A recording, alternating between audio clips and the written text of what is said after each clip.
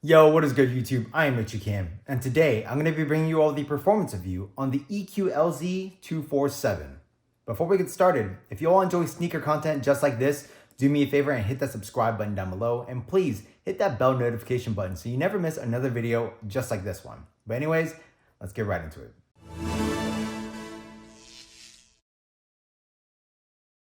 As always, starting off with the traction, the Eqlz 247 features like this heat map or foot heat map traction pattern, which really reminds me of the Kobe 9 and the PG5, obviously because the PG5 uses Kobe 9 traction. But yeah, I mean, you pretty much have like this heat map in the middle here, like these little nubs. You have like the shark fin, and these are supposed to grab the floor very well. And let me tell you, traction on here is very good. If you're playing on your clean courts, you're gonna have absolutely no issues whatsoever. You're gonna be able to stop on a dime. The traction is very nice on those cleaner courts. If you're playing on your dustier courts, you'll still have pretty damn good traction, honestly. It does pick up a little bit of dust. You can still see dust is like caked onto the actual traction itself. Sometimes it could get stuck in between the grooves, but even at that, I will say that the traction performance isn't impacted that much. Obviously, if you do want optimal performance on those dustier courts, just do a quick wipe and you're gonna be good to go.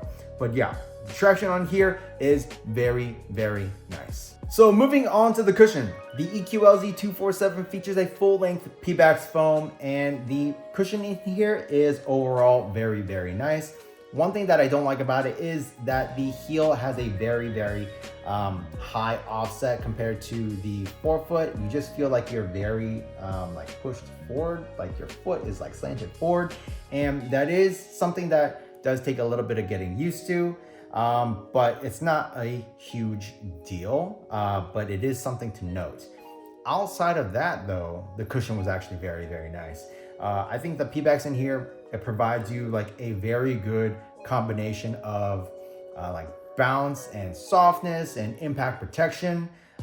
So it is overall a very comfortable cushion setup. The one thing that I will say is you do like a little bit of that court feel just because of the thickness of the foam. You do feel a little bit high off the ground. So you have that lack of court feel and responsiveness, which is something that I really value in a shoe. However, it is still a very nice cushion setup and it's very comfortable. So if you are expecting like, you know, not too much court feel, but having like, you know, good impact protection and stuff, then yeah, this is definitely for you. If you like that super low to the ground feeling, very shifty feeling type of cushion setup, this is probably not it. So moving on to the materials, the Eqlz 247 features like this knit upper, and it is backed by like a slightly thicker material, and around it you do have like this leather or a synthetic leather. I'm not sure if this is real leather or not, but it does feel very premium. And yeah, I mean, material usage on here is great. Like honestly, I have no complaints. It feels very nice on foot. It's soft but not terribly soft where you have like no support or anything like that. This is like that type of shoe. It's a sock-like shoe where the materials have to be done right. Otherwise, you will have problems in other areas of the shoe. But yeah, overall, the material usage on here is very nice. You do have like these nice rope laces as well. And yeah, if you do like to crank down your laces, I didn't really have any irritation on the top of my foot, which is actually kind of surprising. So yeah, I mean, overall material usage on the Eqlz 247 is actually pretty damn good. So moving on to the fit, I will definitely say that the Eqlz 247 does run a little bit big. My recommendation is narrow footers, normal footers, maybe even slightly wide footers, go down a half size.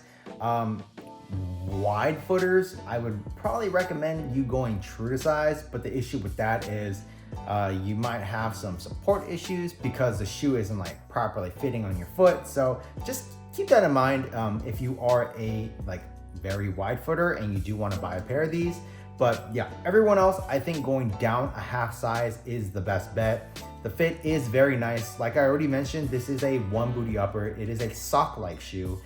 So yeah, the materials lie very nicely over the foot. It is literally a one-to-one fit. And yeah, I mean, you are going to feel like you're wearing extra skin, I guess, if you put these on. Once you can get them on, I should say. It is a little bit of a pain for me to put these on just because I do have slightly wide feet. And also the insole in here does have like a texture to it. So I can definitely feel it like pulling on my socks, and it's just like making my like foot cramp a little bit, I guess.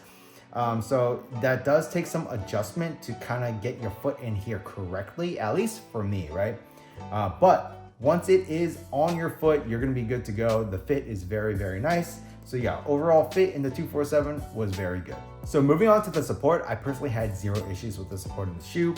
You do have an internal heel counter, which locks in your heel very nicely. I didn't have any heel slippage or anything like that.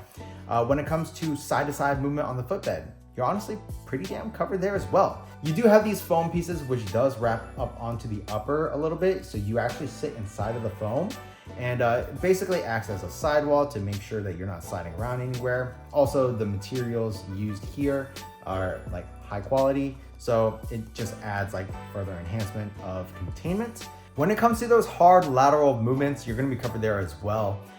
You know, this is a fairly wide base. You do have multiple areas where the rubber kind of protrudes out to form an outrigger. So yeah, I mean, I didn't have any issues there as well. And then when it comes to torsional rigidity and stability, this is fairly stiff and rigid.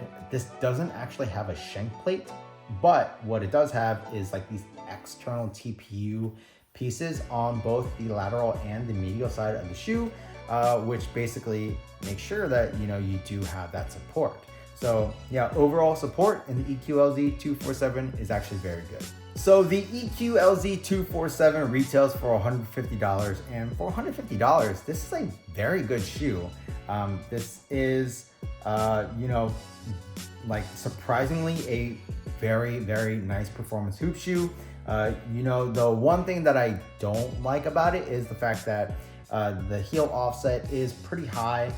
So it does take some getting used to, especially when compared to like other shoes.